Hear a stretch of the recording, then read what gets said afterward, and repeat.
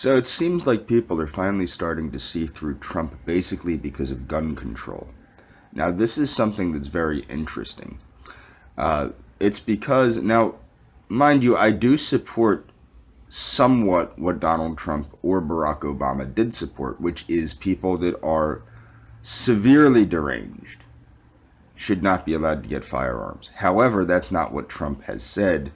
And what's interesting is the people, the Republicans that voted for him, are beginning to see through to the actual leftist that is inside of Donald Trump. Now, what a lot of people don't get, now this is what's funny, is so many people are so brainwashed about Israel. This is what's funny.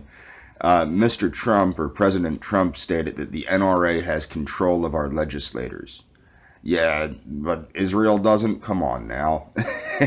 We all know that the largest lobby in the country is AIPAC. Israel has more control of our legislators than any other special interest group. Even when you look into the evangelical special interest group, this is what you have to understand. The pro-Israel lobby controls the evangelical special interests as well as its own special interests. Basically, how it works is politics is a bunch of special interests. The politicians no longer represent the people, they represent the people with the money, meaning the gay lobby, the evangelical lobby, the Jewish lobby, the Catholic lobby, the corn lobby, the beef lobby, all the lobbies. That's who they represent. It just so happens the Jewish lobby happens to be the biggest. And Donald Trump fights very hard for the Jewish lobby. This coincides actually very interestingly with his son-in-law losing security clearance, which I thought was hilarious. But again, everybody keeps pushing the Ruski issue. I don't think it's the Ruski issue. I think what you'll find out if you look hard enough is it's the Israeli issue. But nobody wants to look at the Israeli issue because everybody's been brainwashed into thinking Israel is somehow our greatest ally. Israel's our greatest ally. But for those that don't think Israel's our greatest ally, I'd like to ask them this. What has Israel done for the United States lately? I think it's funny because the United States has all these wonderful allies, but somehow we're the only ones doing anything for anybody. It's kind of like a really bad friendship in which we give everything that we have to other people. For example, Tanzania, when we're paying for their fertility clinics, medicine, etc., because of President George W. Bush. But ask yourself, what has Tanzania given us? And I will tell you what these countries in Africa have given us, or given the rich people.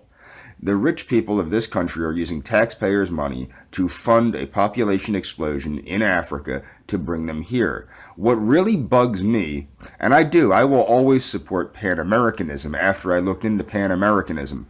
What bugs me is we trade like hell with China, and we trade like hell with these other countries because it enriches the rich. But we, throughout the Americas, we have an agreement going back 110 years almost on the, more than 110 years, on why we need to work with each other within the Americas and to help the countries in the Americas prosper. There's people hungry in the United States, for God's sake, but beyond that, there's people that need medicine and food and help in Guatemala and Mexico. A lot of people don't know this, and I will tell people to look this up. When we have a natural disaster, do you know who comes to our aid a lot of times?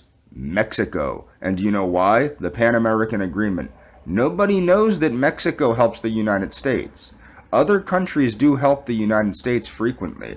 It's just never publicized. So what my point would be is this. Donald Trump probably won't get re-election. However, if Oprah Winfrey runs, she will definitely win because that's how Trump won. He's noticeable. But people know who Oprah Winfrey is, and guilty whites will vote for Oprah Winfrey. This means that this country is going to get very bad very quickly for white heterosexual men. So whenever anybody asks me why I'm moving to South America, there you go.